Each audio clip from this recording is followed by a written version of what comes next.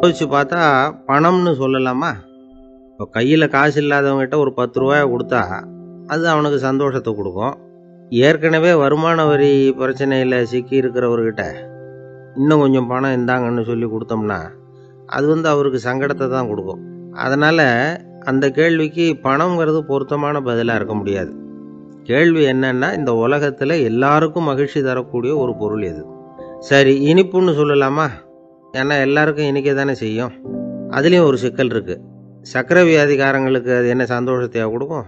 ஆக எல்லாருக்கும் வேறுபாடு எதுவும் இல்லாமல் மகிழ்ச்சியை கொடுக்கக்கூடியது வேற ஏதோ ஒன்று இருக்குது.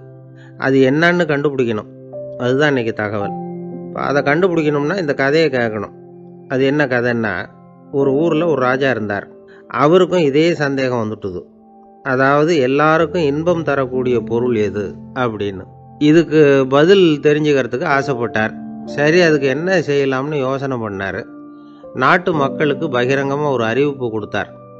நம்ம நாட்டு மக்கள் இன்பம் தரக்கூடிய பொருள் எதுன்னு நினைக்கிறாங்களோ அதை கொண்டுகிட்டு வந்து அரண்மனையில் உள்ள கண்காட்சி மண்டபத்தில் வைக்கலாம். அப்படி அவங்க வைக்கிற பொருள்களில் எது எல்லாருக்கும் இன்பம் தரக்கூடியதாக இருக்குமோ அதை வச்சவருக்கு 1000 பொற்காசுகள் பரிசு அப்படின்னு அறிவிப்பு கொடுத்துட்டார்.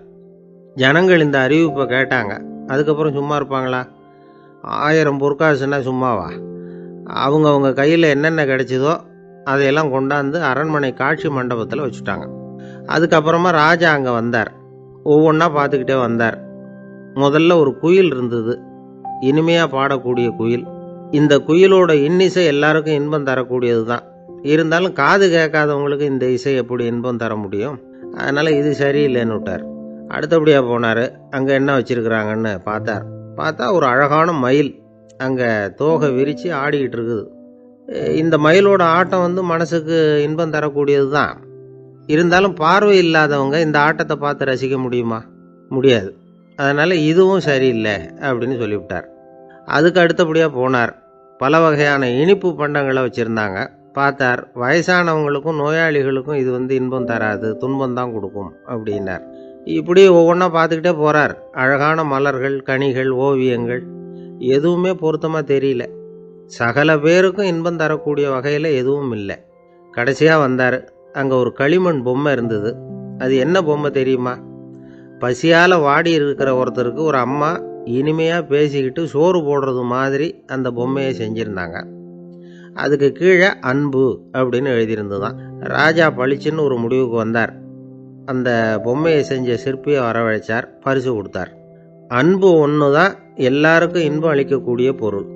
காது கேட்காதவங்களும் அதை கேட்க முடியும், பார்வை இல்லாதவங்களும் அதை பார்க்க முடியும், குழந்தைகளும் அதை உணர முடியும் அப்படின்னு அதுக்கு விளக்கம் கொடுத்தார் அந்த மன்னர்.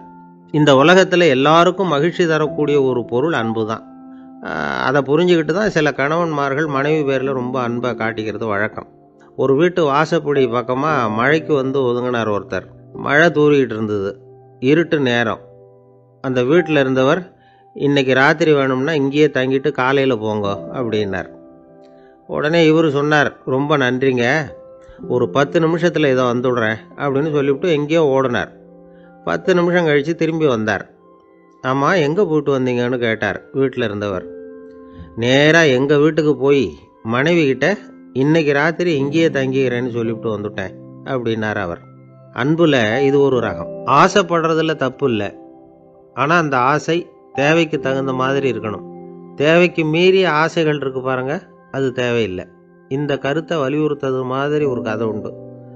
தேவேந்திரனுக்கு திடீர்னு வீடு கட்டணும்னு ஒரு ஆசை வந்துதான். வீடுன்னா நாம கட்டுற மாதிரி இல்லை. தேவேந்திரன் வீடுன்னா சும்மாவா? ஒரு பிரம்மாண்டமான அரண்மனை கட்டணும். அது மாதிரி இந்த 3 லோகத்திலையும் ஒரு அரண்மனை கிடையாது அப்படின்னு எல்லாரும் சொல்லணும். இது அவனோட ஆசை. உடனே தேவ தச்சரான விஸ்வகர்மாவை கூப்பிட்டான், உத்தரவு போட்டான். விஸ்வகர்மா தன்னுடைய உதவியாளர்களை எல்லாம் கூப்பிட்டு ஒன்றா சேர்த்துக்கிட்டார். படாத பாடுபட்டு ஒரு பெரிய அரண்மனையை கட்டி முடித்தார். கட்டி முடிக்க 1000 வருஷம் ஆச்சு. தேவேந்திரன் பார்க்குறான். அவனுக்கு திருப்தி ஏற்படலை. என்னுடைய அந்தஸ்துக்கு இது ரொம்ப சாதாரணமான கட்டிடம், இதை விட இன்னும் பெருசாக கட்டு அப்படின்னா. தேவ தச்சர் திணறி போயிட்டார். அவரால் அதுக்கு மேலே எதுவும் செய்ய முடியல. என்ன பண்ணுறதுன்னு யோசனை பண்ணார். நேராக நாரதர் காலில் போய் விழுந்தார். நீங்கள் தான் என்னை இந்த பிரச்சனையிலேருந்து காப்பாற்றணும்னார். நாரதர் யோசனை பண்ணார். சரி, கவலைப்படாதேன்னார். நேராக இந்திரன்கிட்ட போனார். இந்திரன் வந்து நாரதரை பார்த்த உடனே வாங்கன்னு கூட்டிகிட்டு போய் அரண்மனையை காட்டினான். இது மாதிரி ஒரு அரண்மனையை நீங்கள் வேற எங்கேயாவது பார்த்துருக்குறீங்களா அப்படின்னு ரொம்ப பெருமையாக கேட்டான். நான் பார்த்ததில்ல, ஆனால் என்னை விட வயசில் மூத்தவர் மகரிஷி லோமேசர், அவர் ஒரு வேளை பார்த்துருக்கிறாரா என்னமோ அப்படின்னார். உடனே அவரை மனசில் நினச்சி தியானம் பண்ணினார். அடுத்த கணம் லோமேசர் அங்கே வந்தார். இடையில ஒரு சின்ன துண்டு, கையில் ஒரு கமண்டலம், தலையில் ஒரு பாய், அவ்வளவுதான் அவர்கிட்ட இருந்தது. எதுக்காக தலையில் எந்த பாய் அப்படின்னு கேட்டான் இந்திரன். என்ன மாதிரி அற்ப ஆயுள் உள்ள ஒரு ஜீவன் தனியாக வீடு கட்டிக்கிட்டு திண்டாடணுமா? இந்த பாய் தான் ஒரு வீடு மாதிரி எனக்கு நிழல் கொடுக்குது அப்படின்னார் அவர். என்னது, உங்களுக்கு வந்து அவ்வளவு கொஞ்சமான ஆயுளா அப்படின்னு ஆச்சரியத்தோடு கேட்டான் இந்திரன். ஆமாம், இதை பாரு, என்னுடைய மார்பில் ஒரு பொற்காசு அளவுக்கு ரோமம் உதிர்ந்துட்டுது. எப்போ என் உடம்புல உள்ள எல்லா ரோமமும் உதிர்ந்துருமோ அப்போ என்னுடைய ஆயுள் முடியும் அப்படின்னார். எப்போ அந்த ரோமங்கள் பூரா உதிரும்னு கேட்டான் இவன். ஒரு பிரம்மா மறைஞ்சதும் ஒரு ரோமம் உதிரும். என் உடம்புல உள்ள ரோமங்களின் எண்ணிக்கை எவ்வளவோ அவ்வளவு பிரம்மாக்கள் தோன்றி அவங்க ஆயுள் முடியும் பொழுது என் உடம்புல உள்ள ரோமங்கள் பூரா உதிரும் அப்படின்னார். அப்படின்னா ஒரு பிரம்மாவோட ஆயுள் எவ்வளவு காலம்னு கேட்டான். ஒரு பிரம்மாவுக்கு 100 தேவ வருஷம். ஒவ்வொரு தேவ வருஷத்துக்கும் 365 தேவ நாள். ஒவ்வொரு தேவ நாள்லையும் ஒன்ன மாதிரி 14 இந்திரர்கள் தோன்றி மறைகிறாங்க அப்படின்னு மகரிஷி லோமேசர் சொல்றார். இதை கேட்டதும் இந்திரன் ஆடி போயிட்டான். அவ்வளவு ஆயுள் உள்ள இவரே அற்ப ஆயுள்னு சொல்றார். நான் என்னுடைய ஆயுளை பெருசாக நினச்சிக்கிட்டு பிரம்மாண்டமான அரண்மனை கட்டணும்னு ஆசைப்படுறேனே அப்படின்னு நினச்சான். எனக்கு வீடு கட்டின வரைக்கும் போதும்னு விட்டான். அதனால் நாமெல்லாம் நம்முடைய தேவைக்கு தகுந்த மாதிரி ஆசைப்படுறது தான் நியாயம். ஆனால் அப்படியே நடந்துக்கிறோம். மனுஷன் வந்து கடவுளையே ஏமாற்றி காசு வாங்கிறதுக்குள்ள ஆசைப்படுறான். ஒருத்தன் கடவுளை நினச்சி தவம் இருந்தான். கடவுள் நேரில் வந்தார். தேவலோகத்தில் ரூபாய்க்கெல்லாம் என்ன மதிப்புன்னு கேட்டான். அங்கெல்லாம் ரூபாய்ங்கிறது உங்கள் பணத்தில் 1 கோடி ரூபாய்க்கு சமம். அதாவது தேவலோகத்தில் 1 ரூபான்னா இங்கே 1 கோடி ரூபா. அது மாதிரி எங்களுக்கு ஒரு நாளுங்கிறது உங்கள் கணக்கில் 1 கோடி வருஷத்துக்கு சமம் அப்படின்னார் கடவுள். அப்படின்னா எனக்கு நீங்கள் அதிகமாக எதுவும் தர வேணாம், உங்கள் கணக்குப்படி ஒரே 1 ரூபா கொடுங்க, அது போதும்னா இவன் ரொம்ப சாமர்த்தியமாக. கடவுள் யோசனை பண்ணார். அது ஒன்றும் கஷ்டம் இல்லை, 1 ரூபா தானே கேட்குற, கொடுத்துட்றேன். ஆனால் இப்போ வரும்பொழுது நான் எடுத்துக்கிட்டு வரல, எங்கள் கணக்குப்படியே 1 நாள் பொறுத்துக்க பணத்தோடு வந்துடுறேன் அப்படின்னு சொல்லிவிட்டு பறந்து போயிட்டார். ஒரு நாள் ஒரு தகப்பனார் தன்னுடைய பிள்ளையை அழைச்சிக்கிட்டு வந்தார். சார், இவன் சரியாக படிக்க மாட்டேங்கிறான், பெரியவங்களை மதிக்க மாட்டேங்கிறான், நீங்கள் கொஞ்ச நாள் இவனுக்கு குருவாக இருந்து நல்ல விஷயங்களை சொல்லி கொடுத்தா தேவையில்லைன்னார். பெரியவங்களையும் மதிக்காதவன் எப்படி என்ன மதிக்க போகிறான் அப்படிங்கிறது நமக்கு யோசனை வரும் இல்லையா? வேணாங்க, என்னை விட்டுருங்க அப்படின்னோம். அவர் விட மாட்டேன்னு விட்டார். இல்லைன்னா அவரே சிஷ்யன் ஆகிடுவார் போல இருந்தது. சரி, வேறு வழி இல்லாமல் அந்த பையனையே என்னுடைய சீடை நான் ஏற்றுக்கிட்டு உபதேசம்லாம் பண்ண ஆரம்பித்தோம். அதாவது குரு பக்தின்னா அது எப்படி இருக்கணுங்கிறத பற்றி சொல்லி கொடுத்தோம் அவனுக்கு. சதமகர் அப்படின்னு ஒரு குரு இருந்தார். அவருக்கு ஒரு சீடன். அவன் பேர் துளசி சைதன்யன். நைஷ்டிக பிரம்மச்சாரி. தன்னுடைய குருவுக்கு எந்த நேரத்தில் எது தேவைங்கிறத புரிஞ்சுக்கிட்டு சேவை செய்கிறவன். ஆனால் இவனை பற்றி மற்ற சீடர்களுக்கு பொறாமை வந்துட்டுது. இவன் மட்டும் இப்படி இருக்கானேன்னு உடனே குருக்கிட்ட போய் கோல் மூட்டினாங்க. அவன் சரியில்லை, அவன் நடந்துக்கிறது சரியில்லை, அப்படி இப்படின்னு எதையாவது சொல்லி. இருந்தாலும் இதையெல்லாம் அந்த குரு நம்பலை. அவருக்கு தெரியும் யார் யார் எப்படின்னு. துளசி சைதன்யன் பெருமையை மற்ற சீடர்களுக்கு உணர்த்தணும் அப்படின்னு நினைச்சார். அதுக்கு ஒரு வழி பண்ணார். ஒரு நாள் சீடர்களை எல்லாம் கூப்பிட்டுக்கிட்டு ஒரு காட்டு வழியாக போய்கிட்டு இருந்தார். அங்கே ஒரு பெரிய மலை அருவி கொட்டிக்கிட்டு இருந்தது. குரு சீடர்கள் பக்கம் திரும்பினார். இந்த மலையின் மேலே இருந்து அந்த படு பாதாளத்தில் குதிக்கிறதுக்கு உங்களில் யார் தயார் அப்படின்னு கேட்டார்.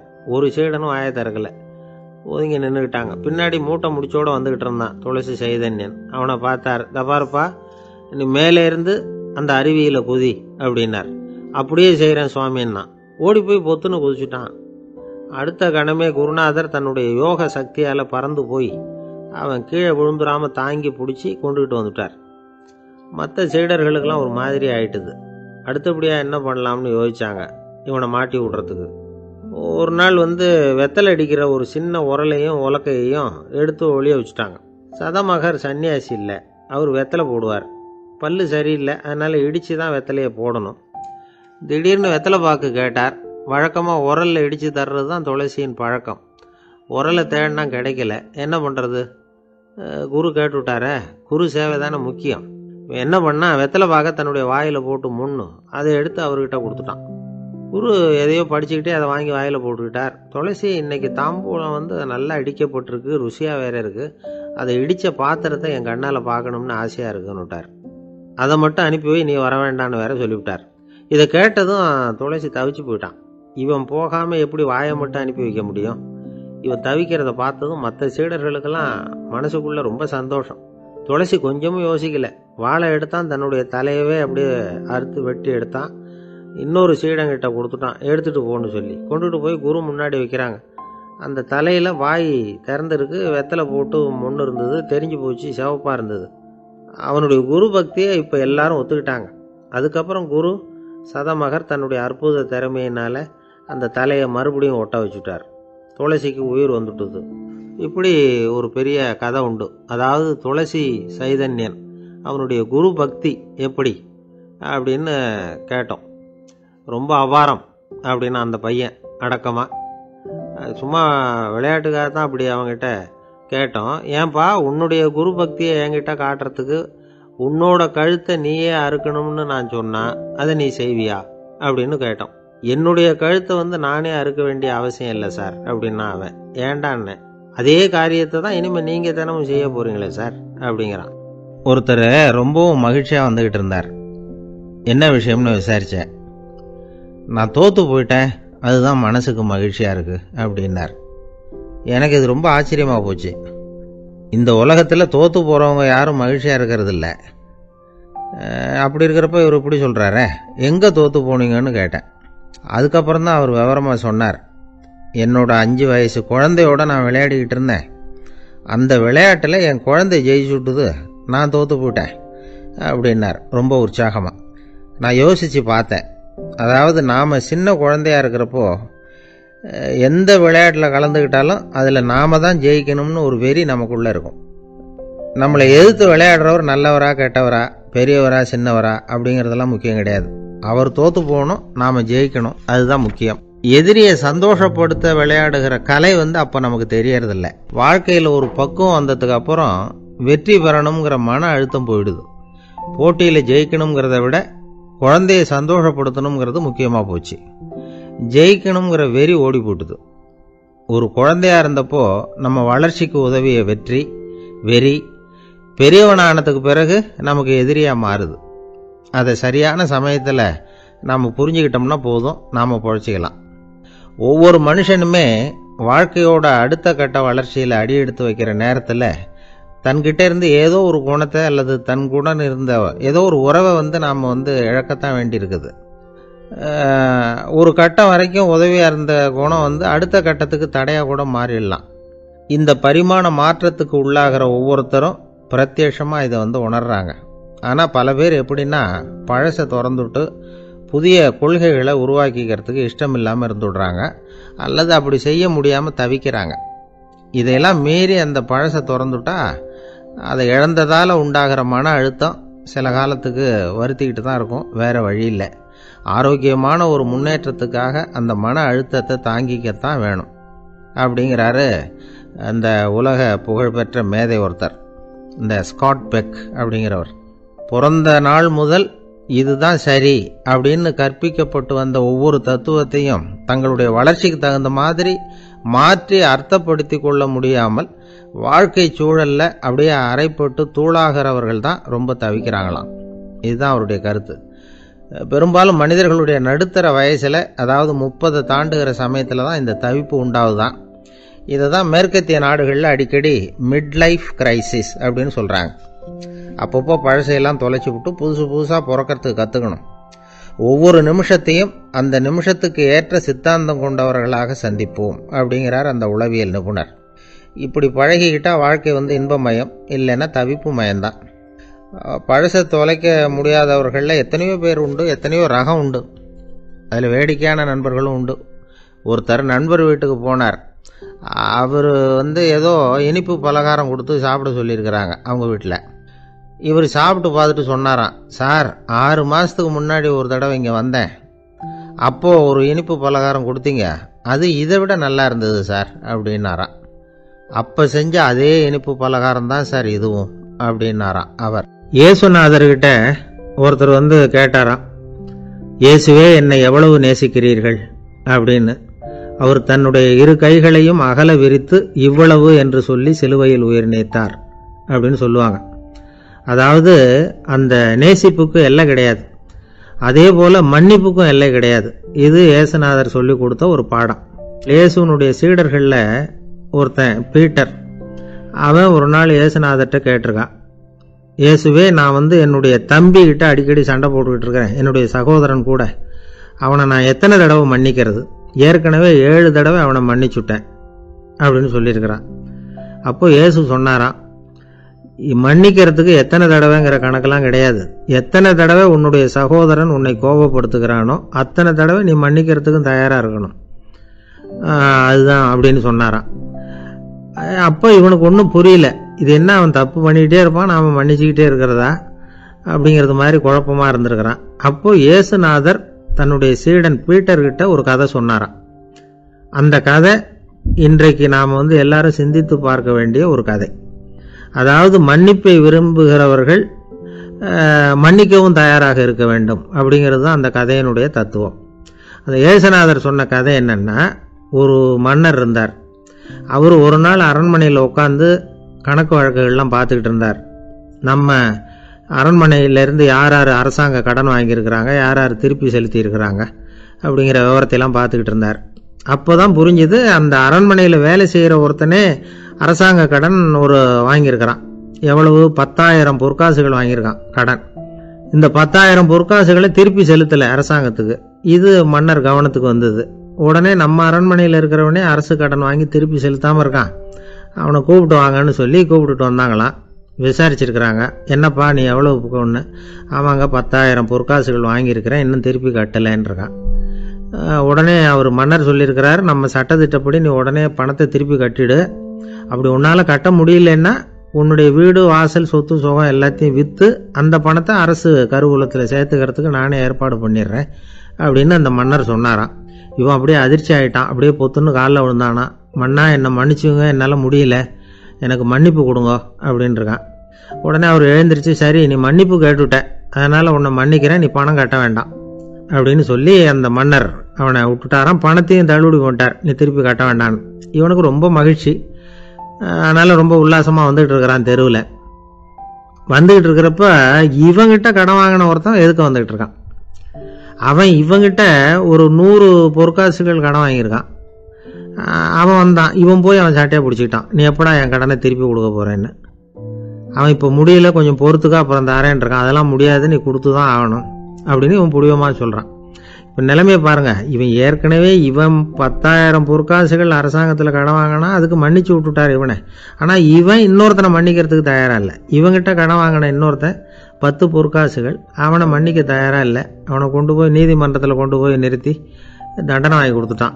நீதிபதி என்ன சொன்னார், அந்த இவன் வாங்கின பொற்காசுகளை திருப்பி கட்டுற வரைக்கும் ஜெயிலில் இருக்கணுங்கிறது தீர்ப்பு. ஆனால் உடனே அரசர் காதில் வந்து விழுந்தது.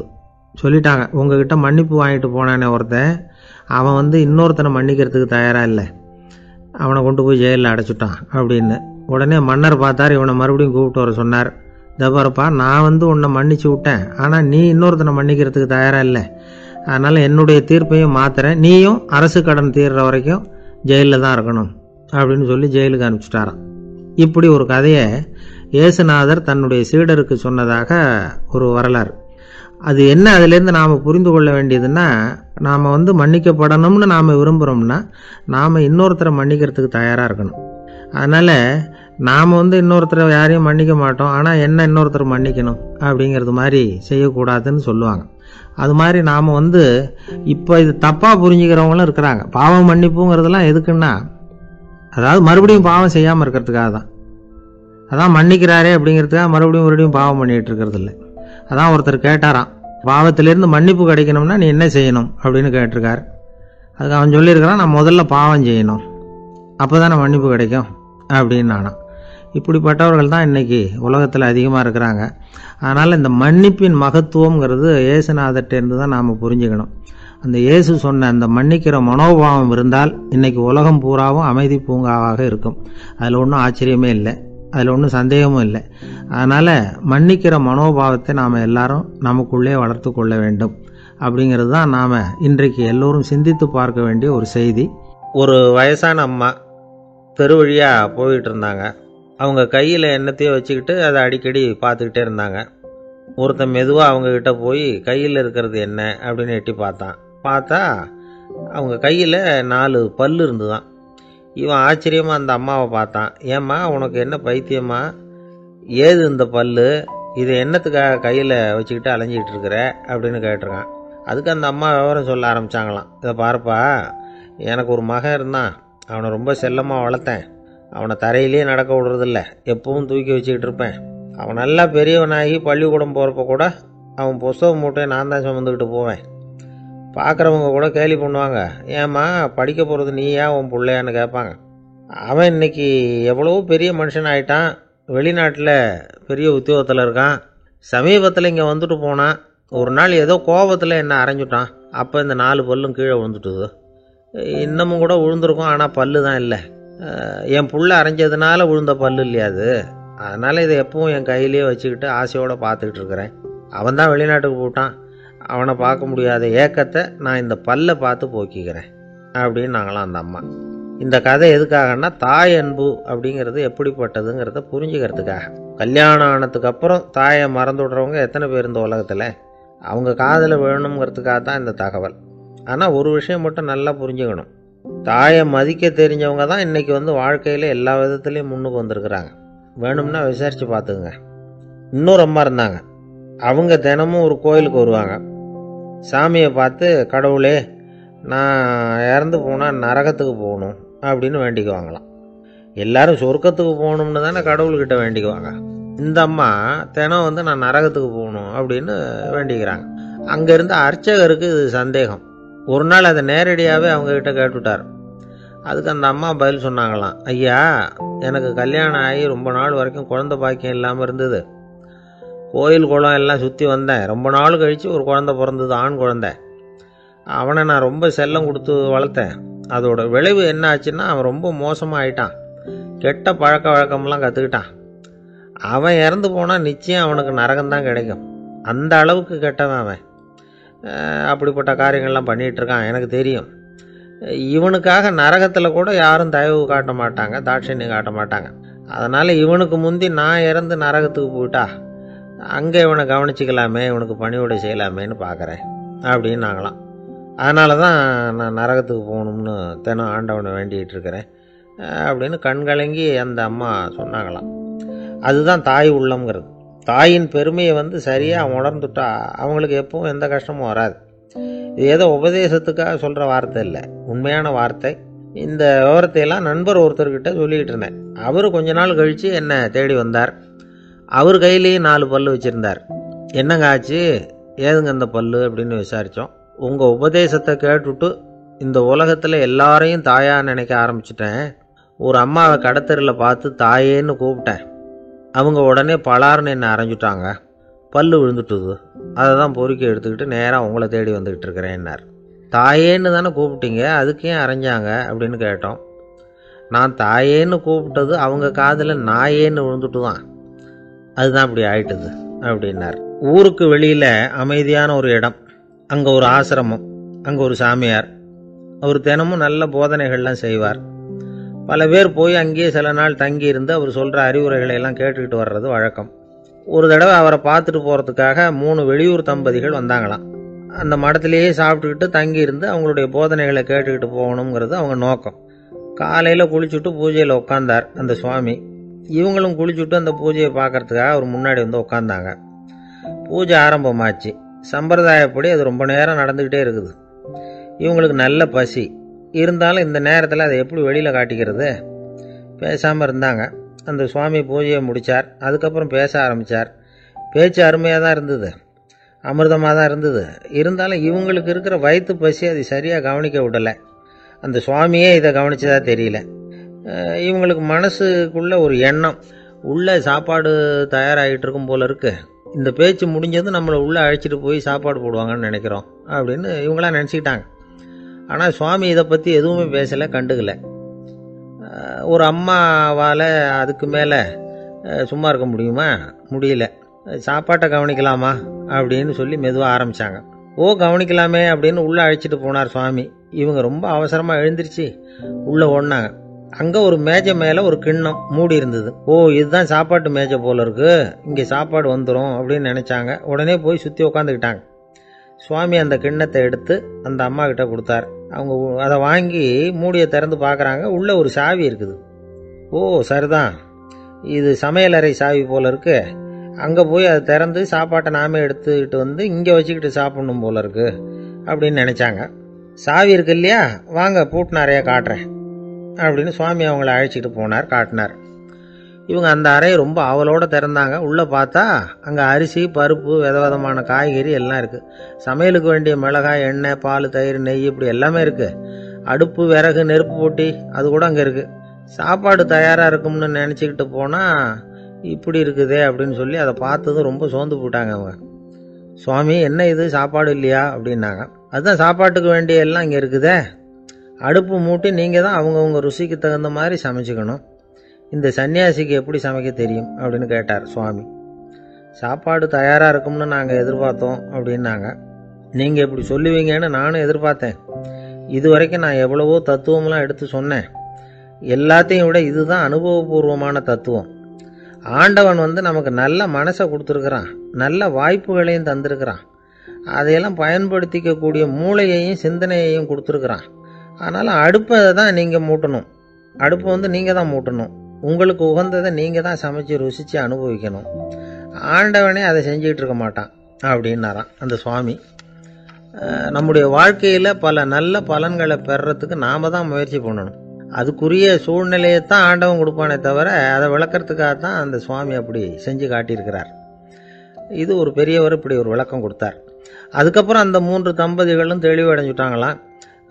நாம் தெளிவடைகிறது எப்போங்கிறது தான் தெரியல அப்படின்னு பல பேர் இதை கேட்டுட்டு சொல்லிகிட்டு இருக்கிறாங்க. இந்த கதையை நம்முடைய நண்பர் ஒருத்தர்கிட்ட சொன்னேன். அந்த நண்பர் ரொம்ப சந்தோஷப்பட்டார். நீங்கள் சொல்கிறது கரெக்டு சார், ஆனால் நான் அதை விட ஒரு படி மேலே சார். எனக்கெல்லாம் அரிசி, பருப்பு இருக்கிற ரூம் எதுன்னு கையை காட்டிட்டா போதும், உடனே கிண்ணத்துலேருந்து சாவியை எடுத்து கொடுக்கணுங்கிற அவசியம்லாம் இல்லை எனக்கு. அப்புறம் எப்படி ரூமை திறந்துருவீங்க அப்படின்னு கேட்டேன். பூட்டை உடைச்சி திறந்துருவேன், அதுதான் எனக்கு பழக்கம் அப்படிங்கிறார்.